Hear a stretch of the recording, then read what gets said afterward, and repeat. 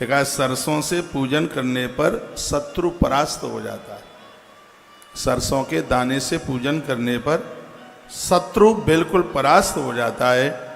अरहर या समी के पत्तों से भगवान शंकर की पूजा करें, इससे अनेक अनेक प्रकार की बाधाएं दूर हो जाती हैं। श्लोक नंबर 58 नंबर लिखा है, वर्णन किया गया है, मरीचि संभवा पूजा शत्रु नाश करी स्मृता। काली मिर्च, सरसों यानी राई, इनसे शत्रु की को भावना है उसका नाश होता है। आड़ की नाम दलशैवा, आड़ की अरहर, अरहर के फूलों से भी भगवान शंकर की पूजा करें तो नाना सुख करी, तमाम प्रकार के सुख चल करके आ जाते हैं। इसमें कोई संशय वाली बात नहीं। लक्ष्मानम तो पुष्पाणाम श्रृणु प्रत्ता मुनीश्वरा। 1,00,000 फूलों से भगवान महादेव की जो पूजा करेगा, भगवान शंकर उसके भंडार भर देंगे, उसके ऊपर बहुत प्रसन्न हो जाएंगे। 1,00,000 पुष्प से भी भगवान की पूजा करने का विधान बताया गया है।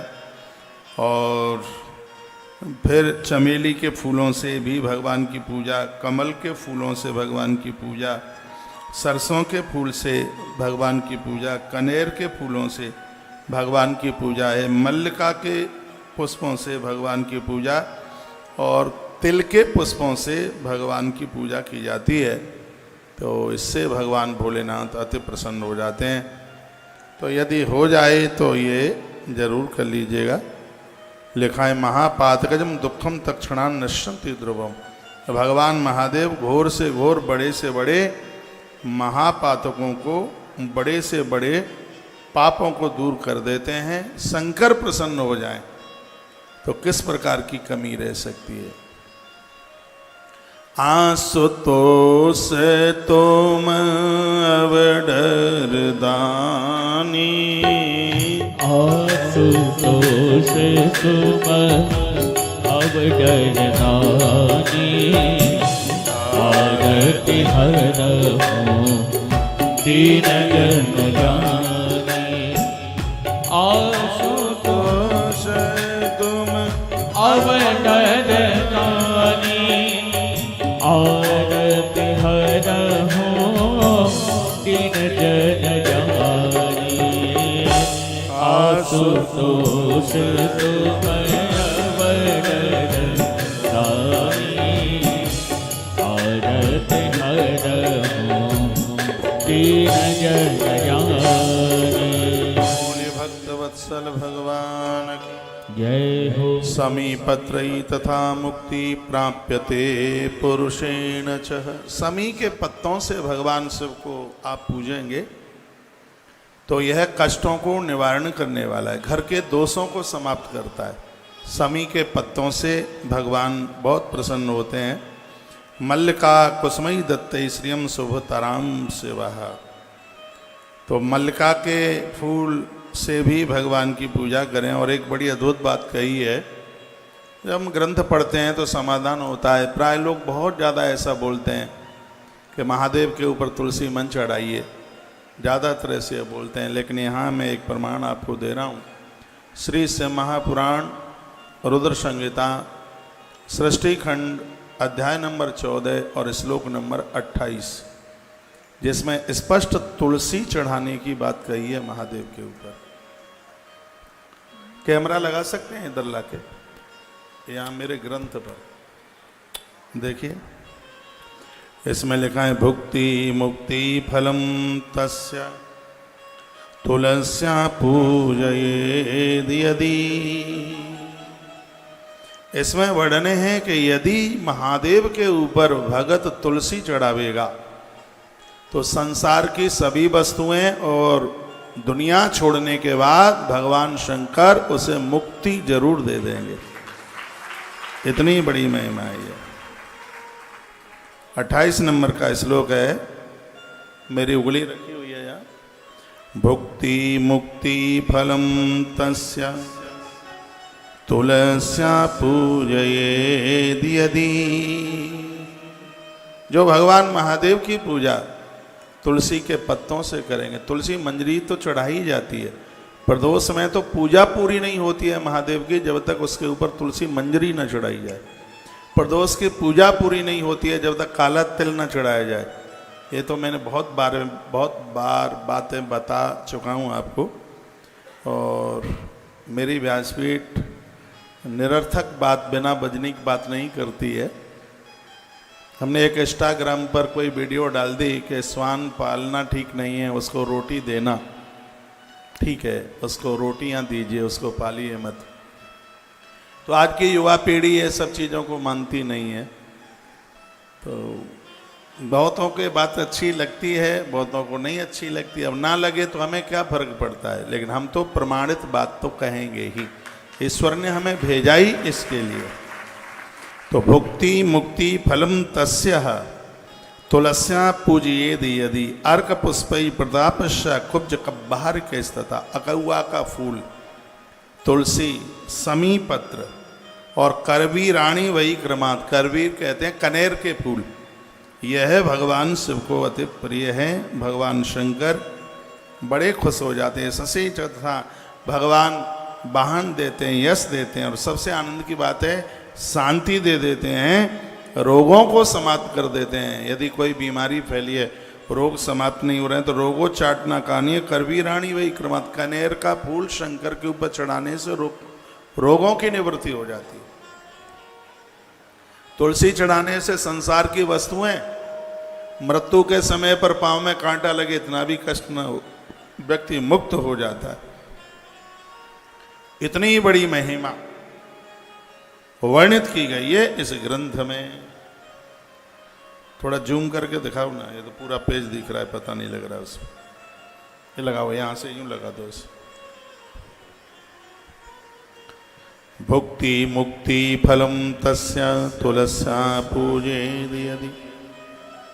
हो सकता है आप अपने मोबाइल में भी डालोगे, इसमें गूगल पे इसमें आप लिख दें शिव महापुराण रुद्र संहिता सृष्टि खंड अध्याय नंबर 14 और श्लोक नंबर 28। ये श्लोक निकल के आ जाएगा, शायद देख लेना, आ जाएगा बिल्कुल।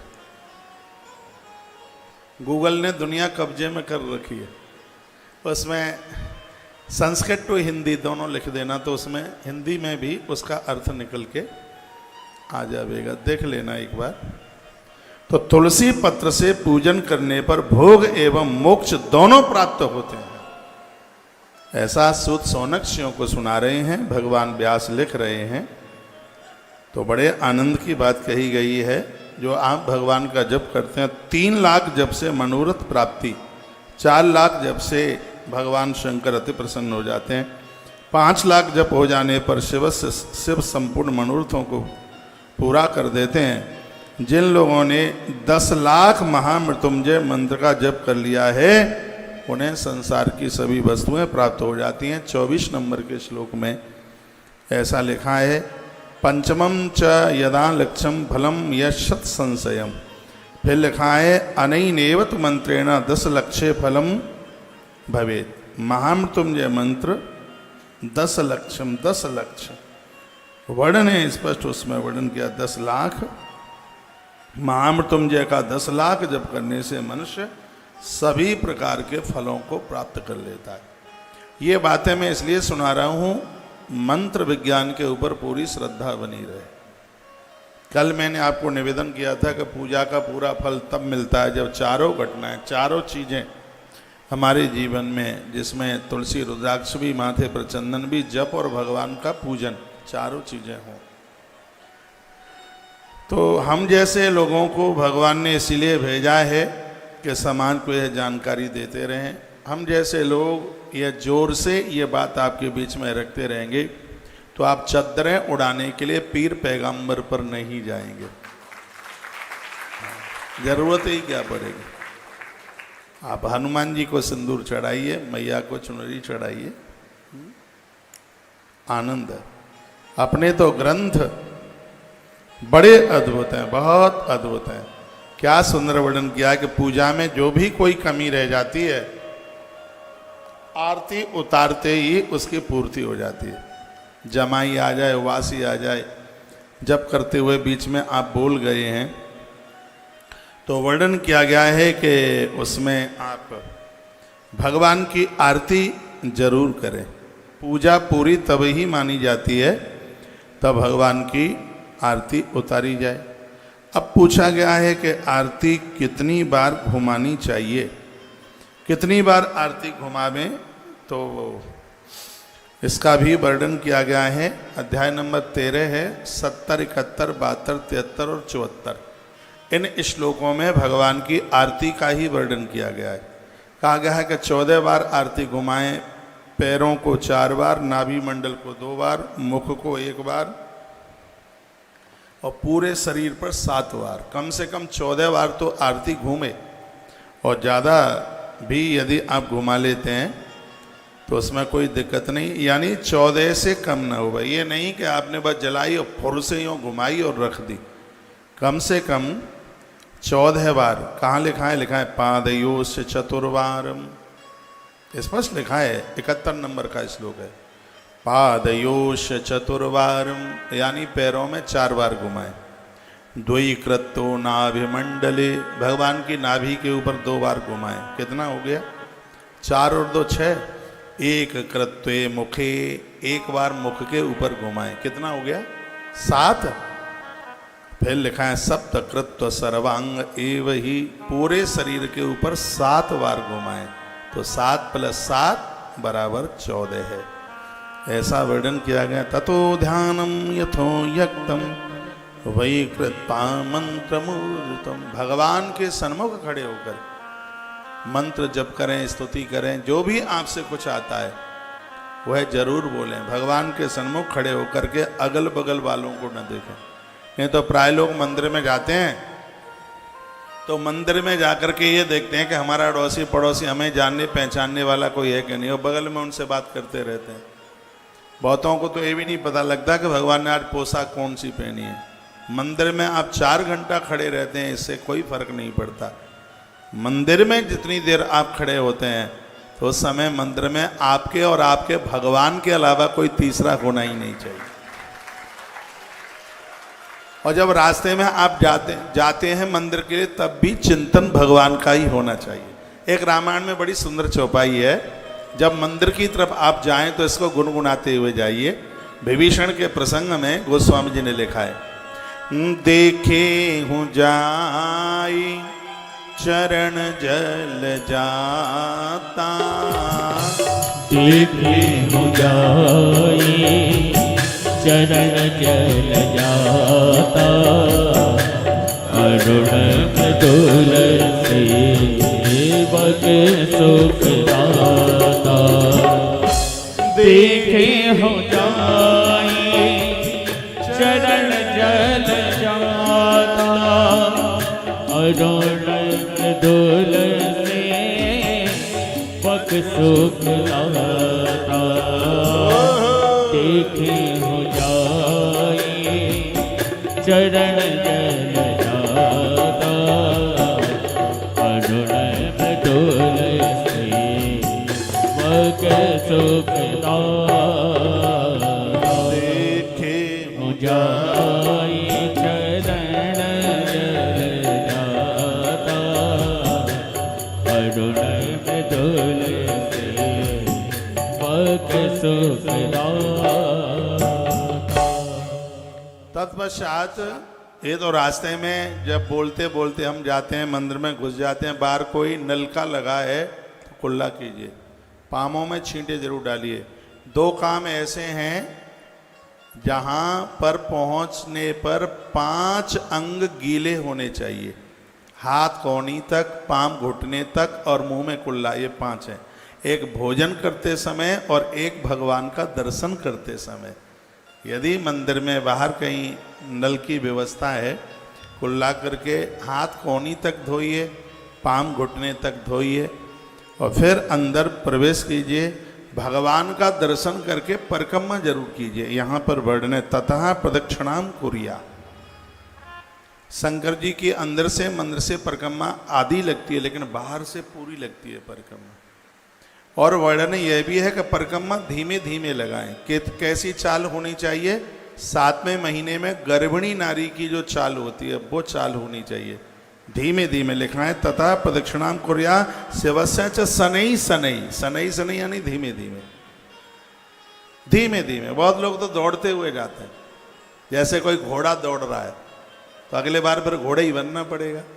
शनैः शनैः, बिल्कुल धीमे धीमे प्रदक्षिणा परिक्रमा धीमे धीमे। तथा प्रदक्षिणाम कुर्यां शिवस्य च शनैः शनैः, धीमे धीमे। 75 नंबर का श्लोक है।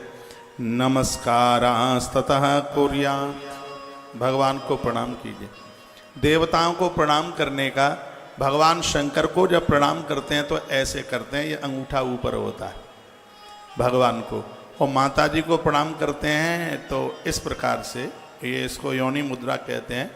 माँ को एक बार इस तरीके से प्रणाम किया जाता है, इस तरीके से दुर्गा माँ को। भगवान महादेव को प्रणाम करते हैं तो दोनों अंगूठे ऐसे आपस में, इसको लिंग मुद्रा कहते हैं, तो दोनों अंगूठे आपस में मिले हुए होते हैं। तो भगवान को प्रणाम करके फिर यहाँ लिखा है कि माताएं पंचांग प्रणाम करें और पुरुष लोग साष्टांग प्रणाम करें। कोई भी कितना भी पूजित हो, नारी को चाहिए कि वो कभी भी लंबे लेटकर प्रणाम न करे, क्योंकि नारी के वक्ष का जो वजन है वो धरती सहन नहीं कर पाएगी, वो रो पड़ेगी। कभी आप गोवर्धन श्री गिरिराज जी गए हों और आपने देखा हो, माताएं जब दंडवती परिक्रमा करती हैं तो छाती के भर लेट करके नहीं करती, वो कंधे के भर लेट करके करती हैं। ग्रंथ में तो लिखा है कि इतना बड़ा अपराध है यदि कोई नारी छाती के भर जमीन में लेट करके सोती है। कैकेयी माता ने क्रोध किया था, छाती के भर वो गिरी, माँ कैकेयी, अयोध्या अनाथ हो गई। नारी को कभी भी छाती के भर जमीन पर नहीं लेटना चाहिए, धरती माता उसके इस वजन को सहन नहीं कर पाती है। अरे जो ग्रंथों में जो बातें लिखी हैं, महापुरुषों के अनुभव में ये बातें, और जिस बात को स्वयं महादेव कह रहे हों तो अब बताइए वो बात कितनी वजनीक हो सकती है। वैसे भी गर्भ में जब संतान होती है तो नारी की जीभ बहुत कुछ खाने के लिए मांगती है। जब गर्भ में संतान होगी तो मिट्टी खाने को मांगेगी, लपसी खाने को मांगेगी, समोसा खाने को मांगेगी, चाउमीन खाने को मांगेगी। मैं तो लिखी लिखाई बात बोल रहा हूँ, आपको अनुभव होगा, ज़्यादा तो आपको पता होगा ना। तो उस समय जिह्वा के ऊपर बहुत भारी संयम की जरूरत होती है। गर्भ में संतान आवे, सूर्य अस्त के बाद अन्न मत खाइए, रात्रि को कभी खुले केसों से मत सोइए, और गर्भिणी नारी पामों को भिंगा करके रात को न सोए, इससे होने वाली संतान के लिए खतरा बढ़ जाता है। ध्यान से सुनिए, वो माताएं जिनके घर में बहू हैं और जिनको बच्चा होने वाला है, असली चंदन मिल जाए, 3000 रुपया कम से कम केजी आएगा, किलो, उसको पानी में 100 ग्राम लकड़ी चंदन की डाल दीजिए, और रात्रि को सोते समय, ये मौसम बहुत ज़्यादा बढ़िया, क्योंकि ज़्यादा ठंड भी है नहीं है, तो बहुत ही ज़्यादा बढ़िया फायदेमंद होगा नारी के लिए। तो वह इससे बच्चे के अंग पूरे के पूरे निकल करके आएंगे, उसकी हाइट बढ़ेगी, उसका शरीर भी सुंदर होगा, सुडौल होगा। और आनंद की बात यह है कि नारी को भी बच्चे को जन्म देने में कष्ट नहीं होगा। ये तो महात्मा याज्ञवल्क्य ने अपनी स्मृति में लिखा है, और मैं यहाँ व्यासपीठ से इन ग्रंथों का सहारा लेकर आपके बीच में कुछ बातें रखता हूँ। तो गर्भाकालीन गर्भिणी नारी, 6वां 7वां महीना उसको चल रहा है, रात्रि को वह छाती के भर न सोए, ऊंची सीढ़ियों पर न चढ़े, एक जगह पर ज़्यादा देर तक न बैठे, धुआं वाली जगह पर ज़्यादा देर तक न बैठे, उसके लिए बोला गया है। बहुत देर तक टीवी न देखे, मोबाइल न देखे, चिंतन करे, बालकांड की चौपाइयाँ पढ़े, श्रीमद् भागवत जी का कृष्ण जन्म पढ़े, रामायण में से राम जन्म की कथा पढ़े, गणेश जन्म की कथा पढ़े, ये उसके लिए बहुत ज़्यादा शुभ है। श्रीमद् भगवत गीता का 15वां अध्याय पढ़े। गर्भिणी नारी, इसका असर उसके होने वाले बच्चे के ऊपर पड़ेगा। केसर सब जगह जन्म नहीं लेती है, केसर सब जगह पैदा हो जाए नहीं, केसर को पैदा करने के लिए कश्मीर की धरती चाहिए, अच्छी औलाद को जन्म देने के लिए अच्छी माताएं चाहिए। आप चाहेंगे तो बच्चे का भविष्य बना देंगे, वो आपके हाथ की बात है। चिंतन बढ़िया। और एक बात और मैं निवेदन करूंगा, सुन लो प्लीज, मेरी बात सुन लीजिएगा, आपके काम में आएगी। घर में यदि गर्भिणी नारी है, उसके कमरे को डेवलप कीजिए, उसको थोड़ा उसको ठीक कीजिए, उसमें देवी देवताओं की तस्वीर जो सौम्य है। गर्भिणी नारी के कमरे में लड्डू गोपाल की तस्वीर जरूर लगाइए, इससे मन बड़ा मुदित होता है, बहुत प्रसन्न होता है। उसके कमरे में सुबह शाम दिया जलना चाहिए। उसके कमरे में कुछ ग्रंथ रख दीजिए। जिसके घर में गर्भिणी नारी है तो एक तो ये नियम बना लें कि जब तक डिलीवरी ना हो जाए उसको पियर मत जाने दीजिएगा, उसे उसके मायके ना जाने देना। आप कहोगे ऐसा क्यों? अब वो भी सुन लो ऐसा क्यों। ऐसा इसलिए, मायके में बेटियां स्वतंत्र होती हैं, चाहे इस घर में चली जाएं, उस घर में चली जाएं, चाचा के यहाँ चली जाएं, ताऊ के यहाँ चली जाएं, घूमने को चली जाएं। एक कथा आती है ब्रह्म वैवर्त पुराण में, पवन रेखा जो कि उग्रसेन की पत्नी है। पवन रेखा उग्रसेन की पत्नी है, कंस की माँ है पवन रेखा। इसकी सास ने बहुत मना किया और ये नहीं मानी और चली गई अपने पियर, और वहाँ स्वेच्छा से घूमा करती थी। एक दिन बगीचे में गई, बगीचे में एक द्रुमिल नाम का राक्षस रहता था। उसकी दृष्टि इसके होने वाले गर्भस्थ शिशु के ऊपर उसकी निगाह पड़ गई। पवन रेखा की कोख से किसी धर्मात्मा को जन्म लेना था, लेकिन एक अपराधी राक्षस की दृष्टि पड़ने से कसाई कंस पैदा हो गया। जिस नारी के गर्भ में संतान है उसके उदर को तो उसका पति भी ना देख पाए, औरों की तो बात छोड़िएगा। इतना ध्यान रखना है, तुम्हारी एक छोटी सी लापरवाही जन्म लेने वाले बच्चे के भविष्य का खतरा बन जाएगी। इसलिए ध्यान रहे इस बात का। हो सकता है कि मेरी बात सुनने में आपको ठीक ना लग रही हो, लेकिन मैं ऐसा कुछ बोल नहीं रहा हूं कि जो ठीक ना लगे। घर में गर्भिणी नारी है जो बच्चे को जन्म देगी, आने वाले समय में उसके सामने लड़ाई ना लड़ें, झगड़ा ना करें, कलह ना करें, क्योंकि गर्भ में उस नारी की नाभि से वो बच्चा पूरा का पूरा सुनता है। अभिमन्यु ने चक्राव्यूह को तोड़ना माँ के गर्भ में ही तो सुन लिया था। प्रहलाद जी महाराज ने देवर्षि नारद जी का जो संदेश है वो माँ के गर्भ में ही तो सुन लिया था। और जब छठवां महीना चलता है तो बच्चा सुनता है, 7वें में तो उसको बहुत बड़ा ज्ञान हो जाता है। और ये समय चल रहा हो और तुम्हारे घर का जैसा वातावरण होगा वह पूरा का पूरा असर होने वाली औलाद के ऊपर हो जाएगा। आप झगड़ा करेंगे, कलह करेंगे, विचार ठीक नहीं रखेंगे तो इसका असर होने वाले बच्चे के ऊपर हो ही जाएगा। और मैं निवेदन करना चाहूँगा, लोग कहते हैं कि संतान पापियों के घर भी हो जाती है। चलो ठीक है, कीड़े मकोड़े हो जाते होंगे सबके घर में। जो सच में जो पुत्र है, गरुड़ पुराण में लिखा है, पुत्र उसे कहते हैं जो पुमान नाम के नरक से तार दे। ये तो भाग्यवान लोगों के ही घर में ऐसी संतानें चल करके आती हैं।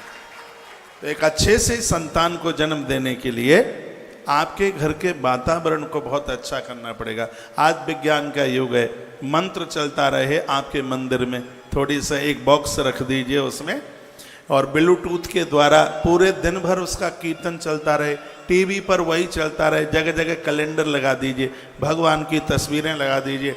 ऐसा वातावरण बना दें कि आप हैदराबाद में नहीं, आप सीधे श्री वृंदावन धाम में आप बैठे हुए हैं। आप देखिए आपके घर में गोपाल चल करके आएगा। ये वातावरण आपको बनाना, थोड़े महीना 2 महीने ही की तो बात है। और आपको मालूम है जब संस्कारी औलाद आके जन्म लेती है 21 पीढ़ियों का रजिस्ट्रेशन भगवान के धाम में हो जाता है। एक स्त्री अपने प्रकृति के ऋण से मुक्त हो जाती है जब अच्छी संतान को वो जन्म दे देती। माँ इतना प्यारा शब्द है, वो माँ कब माँ कहलाने की अधिकारिणी है? माँ सुमित्रा ने कहा है, रामायण में देखिए माँ कैसे कहते हैं। जिसकी कोख से 4 बेटा जन्म ले लिए वो नहीं। माँ की परिभाषा क्या है? माँ कहते किसको है? पुत्रवती जुवती जग सोई, पुत्रवती जुवती जग सोई, रघुबर भगतु जासु सुत होई। पुत्रवती जुवती जग सोई, रघुवर भगतो जास सुत होई पुत्रवती युवती जग सोई रघुवर भगतो जास सुत होई। पुत्रवान नारी वही है जिसकी कोख से भगवान के भक्त ने आके जन्म लिया है, उसी नारी को पुत्रवान कहा गया है। एक कथा आती है, चित्रकूट में रहीम दास और तुलसीदास दोनों बैठे थे। दोनों जिगरी दोस्त हैं, दोनों में भारी मित्रता है। दोनों बैठे हुए थे। एक बार बाबा तुलसी ने रहीम को पूछा, बाबा आप यह बताइए कि नारी जब बच्चे को जन्म देती है तो ग्रंथों में लिखा है कितना कष्ट होता है उसे कि 10 लाख बिच्छू एक संग डंक मार रहे हैं, इतनी वेदना होती है। नारी के इस ऋण से यह प्रकृति कभी उऋण नहीं हो सकती। इससे बड़ा कष्ट नहीं है जिस समय वो बच्चे को जन्म देती है। बस मृत्यु नहीं होती, सब स्थिति हो जाती है। इतना कष्ट ग्रंथों में लिखा हुआ है, इतना उसको कष्ट, उसको इतनी वेदना होती। तो तुलसी ने रहीम दास जी को पूछा कि जब इतना कष्ट होता है तो फिर नारी बच्चे को जन्म ना दे, वो जन्म क्यों देती है? तो क्या सुंदर जवाब रहीम दास ने दिया। रहीम दास ने कहा, बाबा तुलसी तुम तो 10 लाख बिच्छू के डंक मारने की बात कहते हो, असह्य दर्द हो तो भी नारी बच्चे को पैदा करेगी। क्यों? क्योंकि वो सोचती है कि मेरी कोख से तुलसी जैसा बेटा जन्म ले ले तो मेरी कोख धन धन हो जाए, कोख कृत कृत हो जाए। और याद रखना, आपकी कोख से जन्म लेने वाला बेटा यदि भगवान का भक्त निकल गया है तो सच मानिए ऐसी नारी को तीर्थ यात्रा न करने पर हर दिन तीर्थ यात्रा का फल प्राप्त होगा। जिसकी कोख से जन्म लेने वाला बच्चा भगवान का भक्त बना है, वह नारी भगवान के दर्शन करने के लिए जावे या ना जावे, मंदिर से परमात्मा रोज निकलकर उसकी देहली को प्रणाम करने के लिए आता है, उस नारी को वंदन करने के लिए आता है। मैं बहुत आग्रह पूर्वक निवेदन करूंगा, मेरी जिन बहनों को संतान होने वाली है, उनकी सास या उनके ससुर या उनके और घर परिवार के लोग बैठे हुए हैं, उस मेरी बहन को बोल देना जाके, उस बेटी को बोल देना जाके, गीता प्रेस की दुकान पर एक किताब मिल जाएगी, छोटी है, उसका नाम है गर्भ स्तुति। तुलसी वन आश्रम ने बहुत बांटी है, पता नहीं आपके घर में होगी कि नहीं होगी, तो वह दुकान से ले आना। ये संस्कृत हिंदी में दोनों में मिलती है, हिंदी वाली ले आना, ऊपर संस्कृत होगी, नीचे उसका अर्थ हिंदी में मिल जाएगा। घी का दिया जला करके और गर्भ स्तुति का पाठ करना, जन्म लेने वाली संतान भी सुरक्षित होगी, जन्म देने वाली माँ भी सुरक्षित होगी और बड़ा असर होगा। भगवान श्री कृष्ण जब प्रकट हुए हैं ना, तो भगवान वेद व्यास ने गर्भ स्तुति उस समय लिखी है।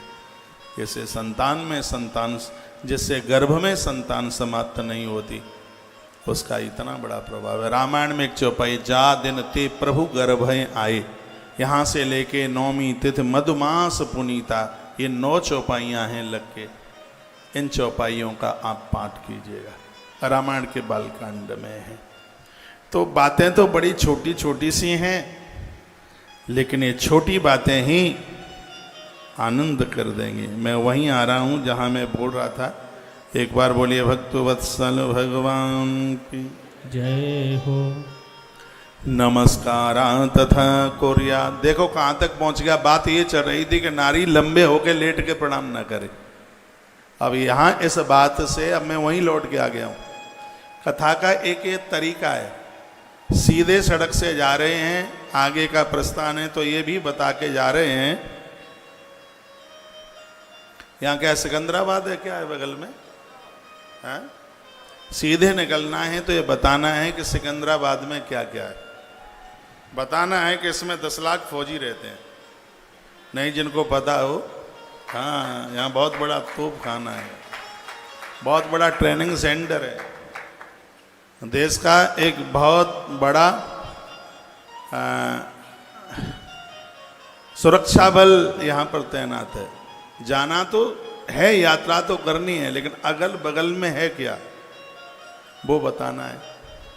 अब बात तो ये चल रही थी कि नारी लंबे होकर के किसी को प्रणाम ना करे, तो इतनी बात में से ये भी बता दिया गया है कि चंदन का पानी पियो, ये भी बता दिया है कि छाती के भर मत सो, ये भी बता दिया है कि गर्भ में संतान है तो पियर मत जाओ, ये भी बता दिया है कि गर्भ में संतान है तो घर में झगड़े मत करो, लड़ाई मत करो, क्योंकि इन सब का असर है वो होने वाली संतान के ऊपर होता ही है। अब मैं वहीं आ गया, इतनी सी बात करके मुझे वहीं आना है जहाँ से मैंने इधर उधर झांक करके कुछ देखा, वो आपके सामने परोसा। तो पुरुषों के लिए कहा गया है साष्टांगम विधिवतः पुमान। पुमान मीन्स पुरुष, पुमान पुरुष को चाहिए साष्टांग, जब वो प्रणाम करे। माताएं प्रणाम करें तो धरती से 6 अंग लगे। आचार्य 76 नंबर का श्लोक है।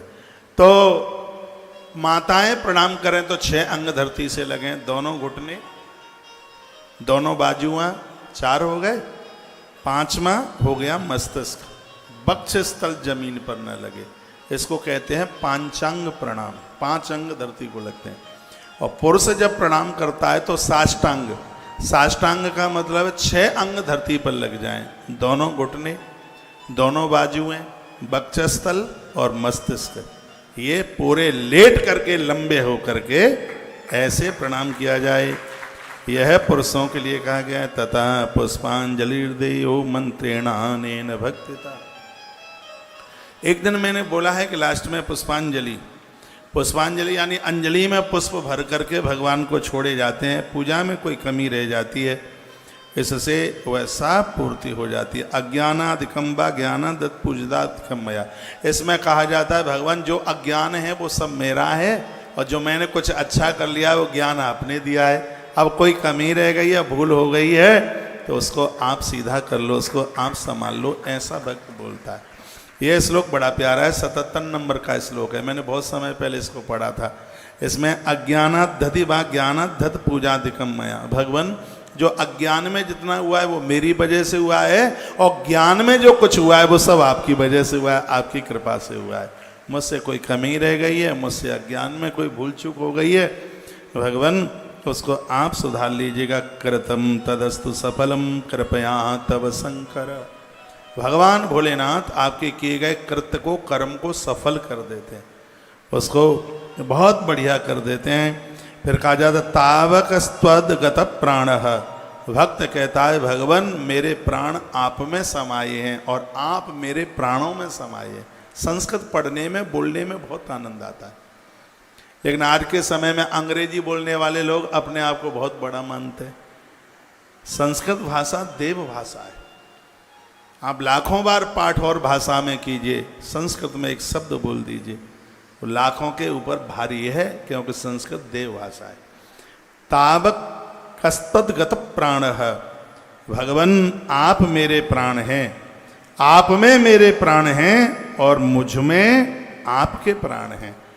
ऐसा भक्त भगवान को प्रार्थना करता है, कहता है भगवान आप मेरे प्राणों में, आप भगवान मेरे प्राणों में समाये हुए हैं, मेरे प्राण हैं आप, और मेरे प्राण आप में ही निवास करते हैं।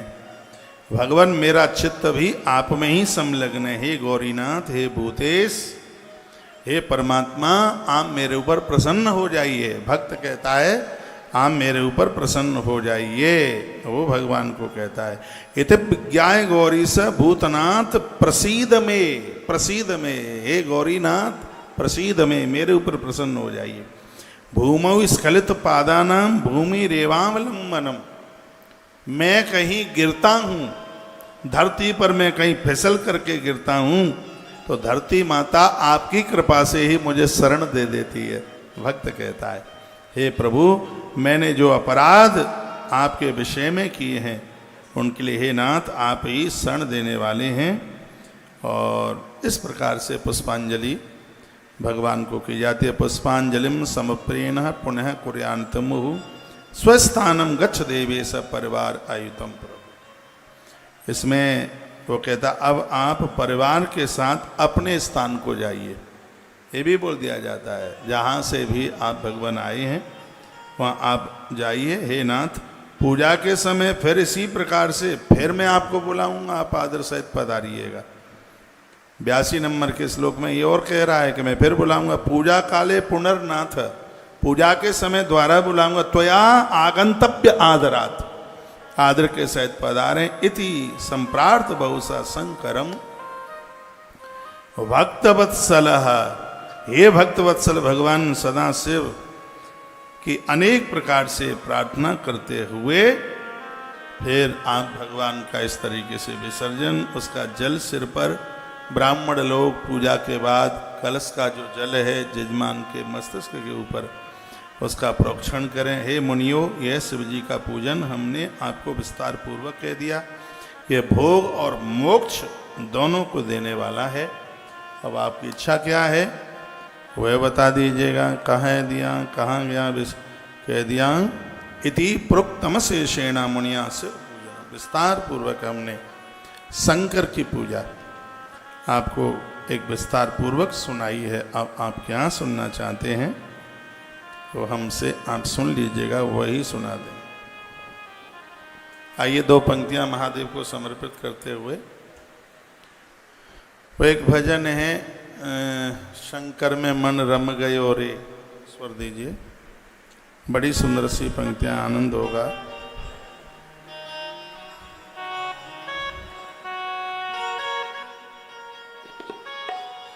बातें समझ में आ रही हैं? आप हमसे रूठे तो नहीं हैं? अच्छा, अब तो हमें हैदराबाद आगे भी आना पड़ेगा, इसलिए क्योंकि आप दीक्षा बहुत दे दी है, इसलिए आना ही पड़ेगा। मैं ज़्यादातर ऐसे वैसे ऐसा कुछ नियम सा ले लिया है, दीक्षा देता भी वही हूं जहां मन बना लिया है द्वारा लौटने के लिए। खूब दीक्षा दी आज। बड़े आप सज्जन हैं, बड़े अच्छे लोग हैं। स्वर दो, भजन कर।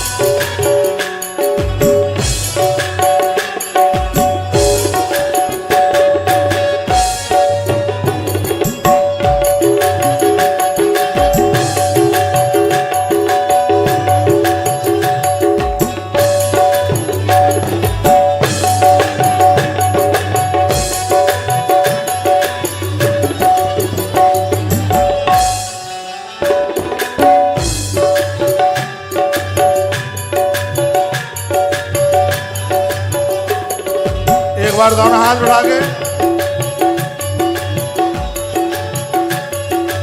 राधे।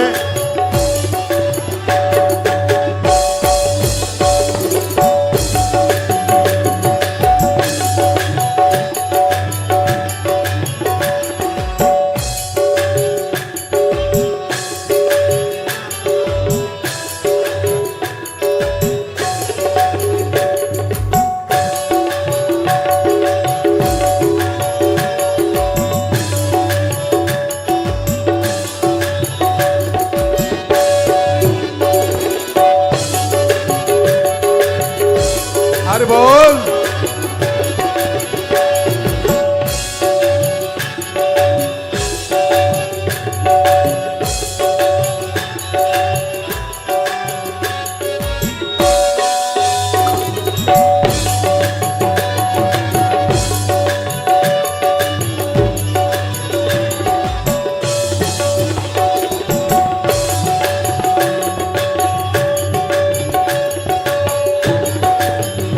भोले बाबा में जो शिव नाम हो दो जो मर गयो रे, जो शिव नाम होठों चढ़ गयो रे, तो समझो ये जीवन संवर गयो रे, तो समझो ये जीवन संवर गयो रे। जो शिव नाम होठों, जो शिव नाम होठों चढ़ गयो रे, जो शिव नाम होठों चढ़ गयो रे, तो समझो ये जीवन संवर गयो रे, तो समझो ये जीवन संवर गयो रे।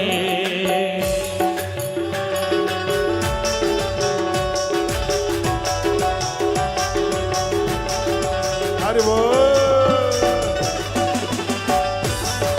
महादेव जय हो।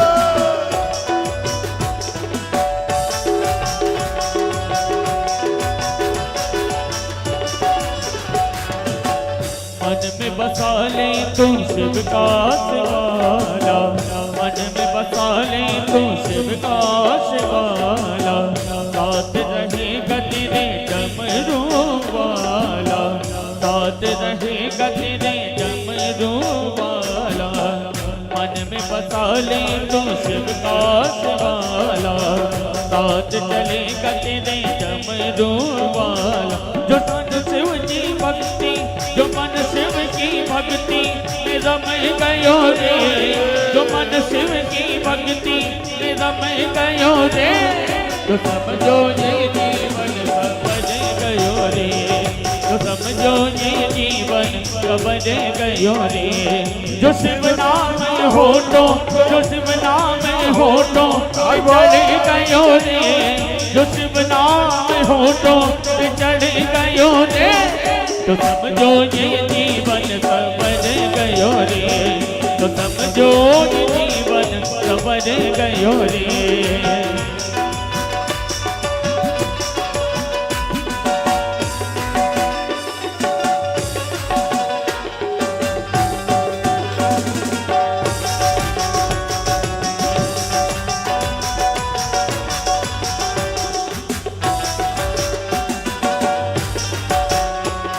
हो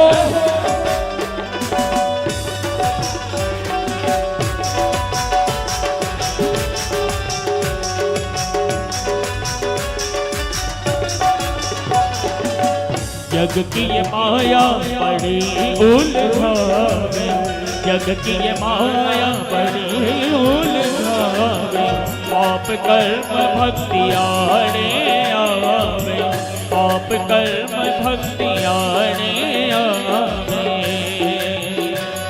जो शिव जी ने हाथ, जो शिव जी ने हाथ सिर पे धर दियो रे, जो शिव जी ने हाथ सिर पर धर दियो रे, तो समझो ये जीवन संवर गयो रे, तो समझो ये जीवन संवर गयो रे।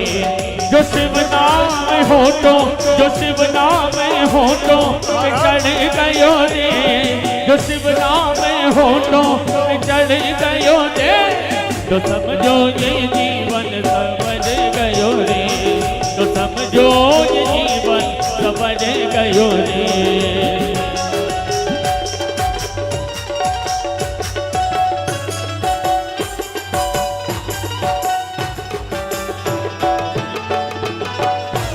बोलो शंभुनाथ की जय हो।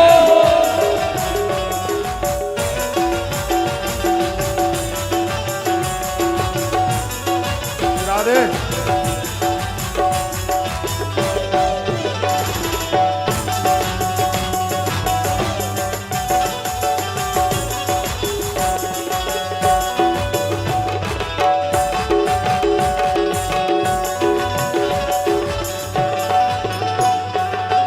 शंकर नाम बड़ा ही प्यारा, शिव शंकर का नाम बड़ा ही प्यारा, नाम ने लाखों को पार उतारा, नाम ने लाखों को पार उतारा। शंकर का नाम बड़ा ही प्यारा, भोले का नाम बड़ा ही प्यारा, नाम ने लाखों को पार उतारा, नाम ने लाखों पापों को पार उतारा। जो भोलेनाथ ने, जो भोलेनाथ ने हाथ पकड़ लियो रे, जो भोलेनाथ ने हाथ पकड़ लियो रे, तो समझो ये जीवन सबर गयो रे, तो समझो ये जीवन सबर गयो रे। जो शिव नाम होठों पे चढ़ गयो रे, जो शिव नाम होठों पे चढ़ गयो रे, तो समझो ये जीवन समझ गयो रे, तो समझो ये जीवन समझ गयो रे। जो शिव नाम होठों पे चढ़ गयो रे, जो शिव नाम होठों पे चढ़ गयो रे, तो समझो ये जीवन समझ गयो रे, तो समझो ये जीवन समझ गयो रे, तो समझो ये जीवन समझ गयो रे, तो समझो ये जीवन समझ गयो रे। जो शिव नाम होठों, जो भोले नाम होठों, जो शिव नाम होठों पे चढ़ गयो रे, जो शिव नाम होठों पे चढ़ गयो रे, तो समझो ये जीवन समझ गयो रे, तो समझो ये जीवन समझ गयो रे, तो समझो ये जीवन समझ गयो रे, तो समझो ये जीवन समझ गयो रे, तो समझो ये जीवन समझ गयो रे, तो समझो ये जीवन समझ गयो रे, तो समझो ये जीवन समझ गयो रे, तो समझो ये जीवन समझ गयो रे, समझो ये जीवन समझ गयो रे, तो समझो ये जीवन समझ गयो रे। जो शिव नाम होठों पे चढ़ गयो रे, जो शिव नाम होठों पे चढ़ गयो रे, समझो ये जीवन समझ गयो रे, तो समझो ये जीवन समझ गयो रे, तो समझो ये जीवन समझ गयो रे।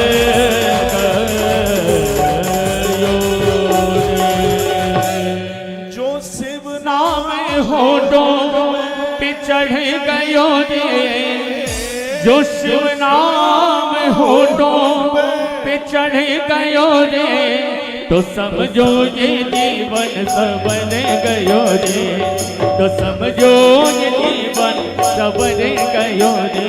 भोले बाबा ने हाथ पकड़ लियो रे, भोले बाबा ने हाथ पकड़ लियो रे, तो समझो ये जीवन समझ गयो रे, तो समझो ये जीवन समझ गयो रे।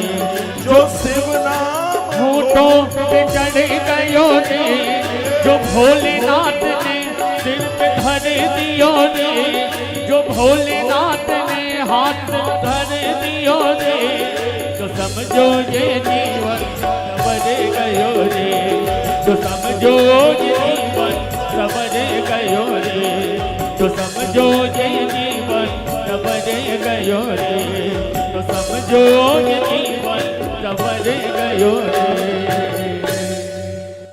बोलिए शंकर भगवान की जय हो।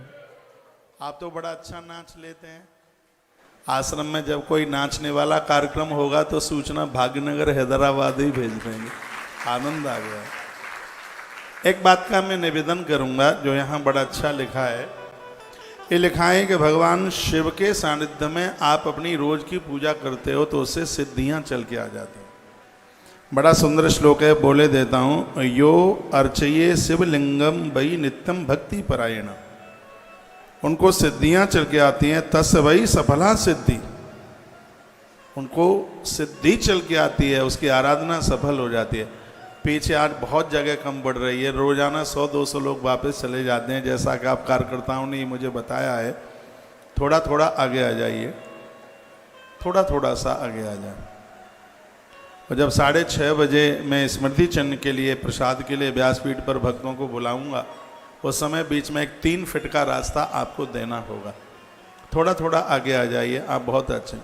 पुचर आ गया, थोड़ा थोड़ा आ जाओ, थोड़ा सा आ जाओ। बीच में अभी जगह में गैप है। घर में खुल के बैठिए, सत्संग में तो एक दूसरे की गोद में भी बैठ जाएंगे तो कोई दिक्कत नहीं है। वैसे भी गर्मी है नहीं, मौसम यहाँ का बहुत अच्छा है। यूपी में तो अंगारे बरस रहे हैं गर्मी के मारे। आगे आ जाओ, थोड़ा थोड़ा और आ जाइए।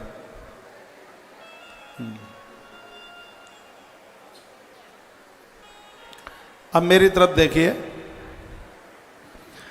वर्णन है कि स पापी प्रमुच्यते। भगवान महादेव के सानिध्य में बैठकर आप जब आराधना पूजा पाठ करते हैं, शिवलिंग के सानिध्य में बैठ करके जो आप करते हैं, ऐसे सभी पाप जल करके समाप्त हो जाते हैं।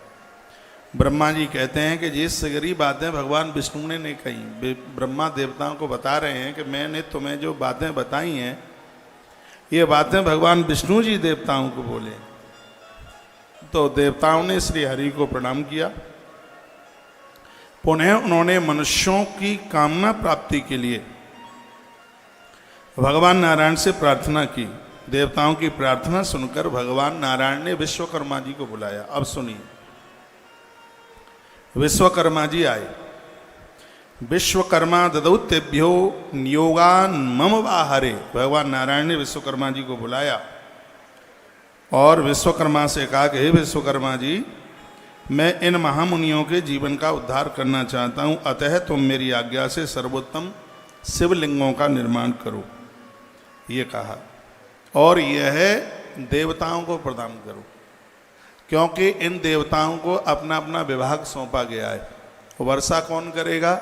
वरुण देवता के पास जल का स्रोत होगा। तो वरुण वर्षा तब ही कर पाएंगे जब इनके पास तपश्चर्या होगी, और वह तप का एक स्रोत फूटेगा, वो शिवलिंग पूजा करने से। नकारात्मक ऊर्जा समाप्त हो जाती है। शंकर की पिंडी को स्पर्श करते ही वाइब्रेशन होता है पूरी बॉडी में, पूरी बॉडी में वाइब्रेशन होता है, उसको छूते ही, उसको स्पर्श करते ही। तो ब्रह्मा जी ये कथा सुना रहे हैं, कहते हैं विश्वकर्मा ने अपने अधिकार के अनुसार लिंगों का निर्माण किया। भगवान ने आज्ञा दी थी उनको। तो अब उन्होंने कौन कौन से लिंग बनाए और किसको प्रदानित किए, वो आप सुन लीजिए। पद्मरागमयम शक्रु हेमं भई श्रवसा सुता। पद्मराग मणि का एक शिवलिंग बनाया गया था, और यह शिवलिंग भी बड़ा अद्भुत है। पद्मराग इंद्रनील पद्मराग मणि का लिंग बनाया गया। विश्रवा पुत्र कुबेर सुवर्ण लिंग की सोने के लिंग का निर्माण किया गया, वह भी देवताओं को दिया गया। धर्म देवता को पीत वर्ण के लिंग की उनको प्राप्ति हुई, और वरुण देवता को एक श्याम वर्ण का शिवलिंग था, वो प्रदानित हुआ। भगवान विष्णु जिस शिवलिंग की पूजा करते हैं उसका नाम है इंद्रनील मणि। इंद्रनील मणि पत्थर का शिवलिंग है, जिसको भगवान विष्णु नित्य पूजते हैं। ब्रह्मा जी सोने के शिवलिंग पर पूजा करते हैं। विश्वदेव हैं, वो चांदी के शिवलिंग पर पूजा करते हैं। वसुगण पीतल के शिवलिंग पर पीतम मणिमयम धर्मो वर्ण श्यामलम शिवम। इंद्रनीलमयम विष्णु ब्रह्मा हेममयम तथा यानी ब्रह्मा सोने के शिवलिंग पर पूजा करते हैं। विश्वई देवा तथा रौप्यम, जो वैश्वदेव हैं वो चांदी के शिवलिंग पर, और इस प्रकार से अश्वनी कुमार हैं वो मिट्टी के शिवलिंग पार्थिव शिवलिंग की पूजा करते हैं। माता लक्ष्मी स्फटिक के शिवलिंग की पूजा करती है। नारी के लिए स्फटिक और नर्मदेश्वर दोनों बड़े प्रभावशाली हैं मातृशक्ति के लिए। मातृशक्ति के लिए पारदेश्वर उतना बढ़िया नहीं है, पीतल का तांबे का उतना बढ़िया नहीं है जितना कि नारी के लिए स्फटिक और नर्मदेश्वर जितना प्रभावशाली है। इसलिए लक्ष्मी मैया है वो स्फटिक के शिवलिंग पर पूजा करते हैं। श्लोक बोल रहा हूँ, लक्ष्मीश स्फटिकम देवी। स्फटिक के शिवलिंग पर माँ लक्ष्मी पूजा करती है। चैप्टर लगता है आपको मिला नहीं है, है? सब दाव थोड़े ही बता दिए जाएंगे। श्री शिव महापुराण रुद्र संहिता सृष्टि खंड अध्याय नंबर 12 श्लोक नंबर 28 से और ये सभी शिवलिंगों का वर्णन किया गया है। महालक्ष्मी माता लक्ष्मी माता स्फटिक के शिवलिंग पर 33 नंबर के श्लोक में लिखा है, लक्ष्मीश स्फटिकम देवी। स्फटिक के शिवलिंग पर लक्ष्मी मैया पूजा करती है। और तांबे के शिवलिंग पर भगवान सूर्य। तांबे के शिवलिंग पर पूजा करने से दुश्मन भी सम्मान करता है। तो भगवान सूर्य नारायण तांबे के शिवलिंग पर पूजा करते हैं। आदित्य ताम्र निर्मितम, इसलिए विश्वकर्मा जी ने बनाया। विश्वकर्मा जी सूर्य भगवान के ससुर साहब हैं, तो उन्होंने एक शिवलिंग बना करके भगवान सूर्यदेव को भी प्रदान किया, और वो तांबे का था। मौक्तिकम सोमराजो वही, मोती के शिवलिंग पर चंद्रमा जी उसका पूजन करते हैं। सोमराज यानी चंद्रमा, मुक्ता मोती के, और अग्निदेव है वो वज्रलिंग, अग्नि देवता वज्रलिंग, वर्णन है वज्रलिंगम विवावसु। तत्पश्चात ब्राह्मण जितने भी लोग हैं वो ज़्यादा से ज़्यादा पार्थिव मिट्टी के शिवलिंग उनके ऊपर पूजा करते हैं। राक्षस लोग हैं वो भी भगवान शंकर की पूजा करते हैं, चंदन के द्वारा निर्मित शिवलिंग की पूजा करते हैं। और जितने भी नाग हैं उनके लिए मूंगे के शिवलिंग बनाए गए। माता दुर्गा नवनीत यानी मक्खन के शिवलिंग पर पूजा करती है। माँ भगवती जगदम्बा भगवती नवनीतमयम देवी, जितने भी योगी लोग हैं वो भस्म के शिवलिंग बना करके भगवान महादेव की पूजा करते हैं। यक्षा दधिमयम, यक्ष लोग हैं वो दही के। अब आप कहोगे दही और भस्म का शिवलिंग कैसे बनेगा? मिट्टी में दही डालकर मिट्टी को तैयार किया जाता है, उसके शिवलिंग बना करके पूजन किया जाता है। मिट्टी में ही भस्म डाली जाती है, उसके शिवलिंग पर पूजा की जाती है। तो इस तरीके से ये भी वर्णन किया गया। दुर्गा मैया योगी भस्म, दुर्गा मैया नवनीत यानी मक्खन, यक्ष लोग दधी के शिवलिंग पर यह पूजा करते हैं। तो इस तरीके से वर्णन किया जो अपनी भलाई अपना कल्याण चाहते हैं उन लोगों को नित्य भगवान शिव की पूजा करनी चाहिए, क्योंकि भगवान शंकर अभिष्ट फल देते हैं। शिव पूजा विधिम सम्यक ब्रह्म सकलोष्टदम, स्वयं भगवान नारायण ने पूजा की संपूर्ण विधि का वर्णन किया। दो माताएं खूब सो रही हैं, और आप ये ना सोचना कि चश्मा लगा करके आप सोते हुए मुझे नहीं दिखेंगे। हाँ, तो सोइए मत, जाग करके कथा सुनिए, नहीं तो सावधानी हटी दुर्घटना घटी। मानुषम जन्म संप्राप्य दुर्लभम सर्वजंतुषु, ये श्लोक बड़ा प्यारा। इस धरती पर यदि दुर्लभ यदि कोई शरीर है तो मनुष्य का ही शरीर दुर्लभ है। और याद रखना, आपके मध्य में मैं बोल रहा हूँ, जो हमें मनुष्य जीवन मिल गया है यह बिल्कुल जरूरी नहीं है कि 1 करोड़ वर्ष तक फिर ये द्वारा मिल जाएगा। इसलिए चूक मत जाना, भूल मत कर बैठना। परमात्मा ने कृपा की है, बड़े भाग मानस तनु पावा, ये बड़े भाग से मनुष्य शरीर मिला है, ग्रंथों ने ऐसा कहा है। इस मनुष्य शरीर पर हमारी बापौती न समझ लीजिएगा, ये पुरखों की जाहीगीर न समझ लीजिएगा, ये तो उस करुणा निधान ने बहुत बड़ी करुणा की है, कृपा करी है। हम मनुष्य बन करके आ गए, यदि भूल हो गई, गलती हो गई तो 1 करोड़ वर्ष तक भी ये जीवन मिलने वाला नहीं। इसलिए इस शरीर से नेक काम कीजिए, भले काम कीजिए, भोर में सुबह जगिए, दिया बाती कीजिए, भगवान की पूजा कीजिए, भगवान को वंदन कीजिए, परमात्मा को प्रणाम कीजिए, इसी में आनंद है। भोर में जल्दी जागा कर, सुबह 5 बजे घर के पूरे कपाट खोल दो बिल्कुल, क्योंकि स्वयं भगवान नारायण घूमने के लिए आते हैं। उस समय आप जागे हुए हैं, सुबह थोड़ा सा समय शरीर को दीजिए तो डॉक्टर की लाइन में नहीं लगना पड़ेगा। सुबह थोड़ा सा समय भगवान को दीजिए तो यमराज की लाइन में भी नहीं लगना पड़ेगा। ये दोनों लाइनें बड़ी खतरनाक है, सोई डॉक्टर्स लोगों की लाइन और सोई यमराज की लाइन। तो यदि रोगों से बचना है और ये यमराज की मार से बचना है तो आज कथा में से संकल्प लेकर के जाइए, भोर में जल्दी जागना है, सुबह जल्दी कुछ अपने हेल्थ शरीर के लिए एक्सरसाइज कीजिए, प्राणायाम कीजिए। सुबह रोज प्राणायाम किया कर, श्वासों को ऊपर खींचा करो। अभी नहीं, घर की बात बता रहा हूँ, उन्होंने अभी से ही खींचना शुरू कर दिया, आयु बढ़ेगी, स्वस्थ आप होंगे। और मैंने बहुत बार कहा है, पहला सुख है निर्मल काया, आप स्वस्थ हैं ये पहला सुख है।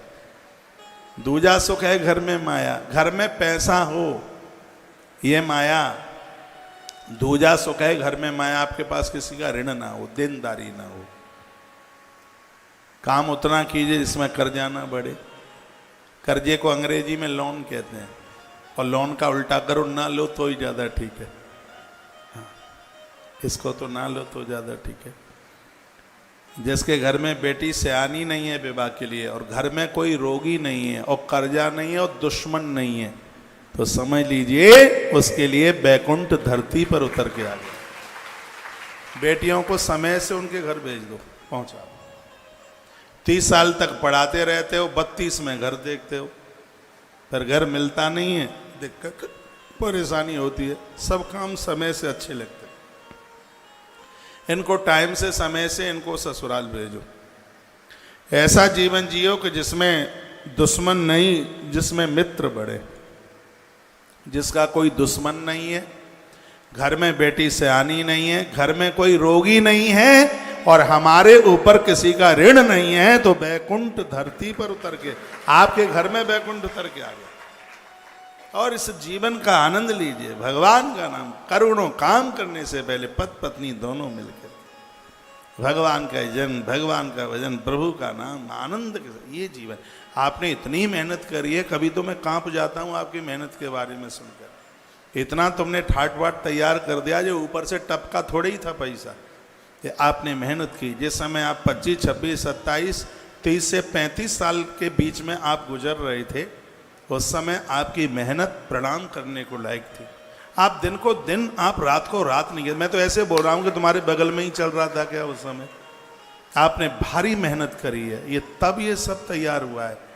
आज के बच्चों को कहाँ पता लगता है, उनको तो लगता है कि सरकारी नल का पानी और पापा की कमाई, जिसको तो उड़ेल लो तो ही ज़्यादा ठीक है। ये तो 20 नाखूनों से कमाया जाएगा तब पता चलता है कि पैसे की वैल्यू क्या है। एक बेटा 26 साल का हो गया, उसको 2 बच्चे भी हो गए, कमावे धमावे नहीं। तो एक दिन पापा ने कुछ लाल लाल आंखें निकाली, तो माँ के पास आया, कहा मम्मी पापा ज़्यादा आंखें निकालते हैं, तो मुझे 50 रुपया रोज़ दे दिया कर। माँ तो इतनी भोली होती है, जब तक बटुए में रहे वो मना ही कहाँ करती है। 50 रुपया रोज मम्मी से लेके जाए, पापा को कहे कमा के लाया हूँ, पापा कहे मैं क्या करूँ, डाल दे कुएं में। कुएं में डालता रहा 3 महीने तक, 50-50 रुपया कुएं में डालता रहा। चौथा महीना शुरू हुआ, मम्मी के पास पहुंचा और कहने लगा मम्मी 50 रुपया। माँ ने कहा देख बेटा बटुआ खाली हो गया है, तू जवान है, 2 बच्चों का पिता बन गया है, तू बेटा कमाएगा नहीं तो कैसे तेरी गृहस्थी चलेगी। उसको बात लगी, गया कमाने के लिए। सड़क बन रही थी, लोग तसला उठा उठा कर गिट्टी डाल रहे थे। ठेकेदार खड़ा था सामने, इसने कहा मैं नौकरी करूंगा। उसने कहा 50 रुपया मिलेंगे। कहता है 50 ही की तो जरूरत है, जरूरत भी कहाँ है ज़्यादा। तो सुबह 9 बजे से लेकर शाम के 5 बजे तक इसने पराते तसले उठा उठा करके डाले, तब 50 रुपया मिले। 50 रुपया लेके पापा के पास गया, कहा पापा जी कमा के लाया हूँ, ये 50 रुपया लो। पापा ने कहा डाल दे कुएं में। तो क्या बोला, जब तक मम्मी पापा की कमाई थी 3 महीने कुएं में डालता रहा, ये 50 की नोट कुएं में नहीं डाली जाएगी, क्योंकि चोटी का पसीना तलवे में निकल गया है। भैया जब पसीना बहा करके कमाया जाता है, उस पैसे की वैल्यू समझी जाती है। और आप तो इनको कमा कमा करके धर धर करके, अरे इनको संस्कार दीजिए। इनको आप में से बहुत लोग बैठे हैं जिनको पिताजी की एक कौड़ी, दादाजी का कुछ भी ना मिला हो। हाँ उनकी कृपा मिली है, लेकिन आपने इतनी मेहनत करी है कि आपने सब ठाट बाट तैयार कर दिए। पुत्र 3 प्रकार के होते हैं। अपने आप को पूछ लीजिए कि आप कौन से हैं। पहला है उत्तम, दूसरा है मध्यम, तीसरा है अधम। उत्तम पुत्र कौन सा है, पापा ने जो दिया उसका कई गुना आपने कर दिया, उसको घटने नहीं दिया, उसको 1 नंबर का बेटा करते हैं, फर्स्ट क्लास वाला। पिताजी ने जो दिया घटने नहीं दिया, उसको खूब बढ़ा दिया आपने, वो 1 नंबर का है। मध्यम कौन सा है, पिताजी ने जो दिया बढ़ा नहीं पाया तो उसने घटने भी नहीं दिया, ये 2nd क्लास वाले हैं, दूसरे नंबर के मध्यम। और तीसरे तो ना हो तो ही ज़्यादा ठीक है। पिताजी ने जो दिया शराब जुआ में सब उड़ा उड़ा करके सब खत्म कर दिया, ये औलाद कोई नहीं है, तो माता पिता का मलमूत्र है, ये तो ना हो तो ही ज़्यादा ठीक है। उत्तम बनिए, बढ़िया बनिए। आपने ये सब मेहनत से किया है, तब ये कोई ऐसे ही नहीं मिल गया। ये ऐसा नहीं है कि बस वो मोर पंख सिर के ऊपर लगा दिया गया हो तो ऊपर से बरस गया हो। चलो ठीक है, मोर पंख की रही होगी, कोई विशेषता अलाय वलाय घटी होंगी, लेकिन मेहनत तो आपके 20 नाखूनों से हुई है। ये मेहनत का ये परिणाम है। आपने इतनी मेहनत करी है, अब धीमे धीमे शरीर पलटा सा, वानप्रस्थ की देहली सामने खड़ी हुई है, आपने बच्चों को बड़ा कर दिया है और अब बच्चे के भी बच्चे हो गए हैं, तो अब बाबा बनने का सर्टिफिकेट, दादी बनने का सर्टिफिकेट अब आपको प्राप्त